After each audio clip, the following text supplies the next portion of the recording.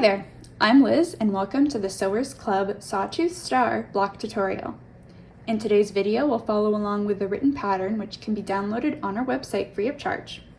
All of the fabrics used in today's block can also be purchased on our website using the links in the description.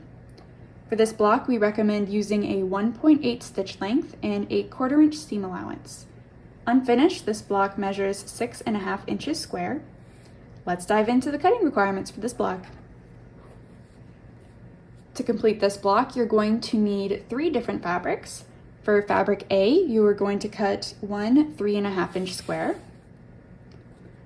For fabric B, you're going to cut 1 4.25 inch square and 4 2-inch squares. And for fabric C, you are going to cut 4 2.5 inch squares. Now we're going to start with our flying geese. To make them, we're going to take our 4 squares of fabric C and we're going to turn them to the wrong side here. And what we're going to do is take our ruler and draw a line from one corner to the other corner. So we're just going to take our ruler and using the 45-degree line, we're just going to line it up on the edge. And we're going to draw our diagonal line just like that. So we're going to repeat this on the other 3 squares. So now that all our fabric C squares are marked, we're going to take our fabric B 4.25 inch square and we're going to take 2 of these smaller squares and we're going to place them on the bigger square just like so, so that the blue line runs a full diagonal like this. So we're going to take this to the sewing machine. If you like, you can put a couple pins in here, and what you're going to do is sew 1/4 inch away from both sides of this blue line. And it should look something like this when you're done. So now what you're going to do is you're going to use a rotary cutter or a pair of scissors and you're going to cut on this blue line to create 2 pieces.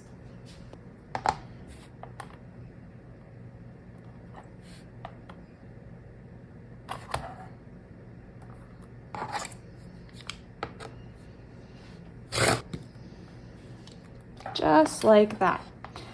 So next, you're going to take this to your iron and you're going to press these corners here, these little flaps of fabric C, open like this. Once they're pressed, they're going to look something like this. So we're going to put one to the side and we're going to take one of our other squares here and we're going to line it up with that bottom corner of fabric B, just like this. And again, we're going to take this to our sewing machine and we're going to sew 1/4 inch away from either side of this blue line for both of these pieces. And once you're done sewing, you're going to have something that looks like this. So you're going to take your rotary cutter or your scissors and you're going to cut along that line that you drew. And this will split the flying geese.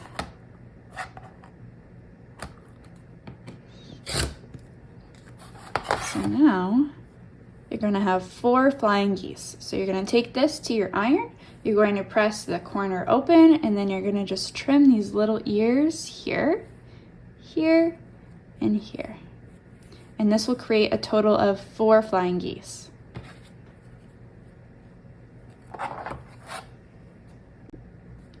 Now, as I was trimming my flying geese, I noticed that this block is a little crooked. It's not quite exactly 2 inches. So I'm just gonna take my ruler.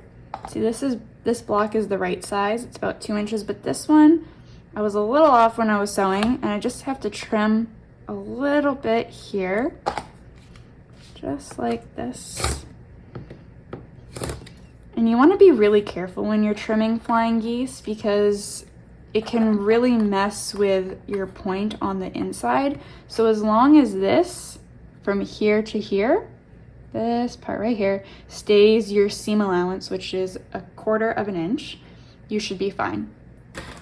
So now that my flying geese are all ready to go, we can start assembling our block.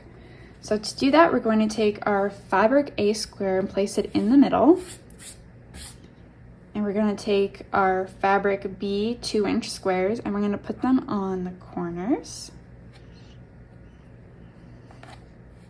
And then we're going to place our flying geese pieces with fabric C facing inward. Just like this.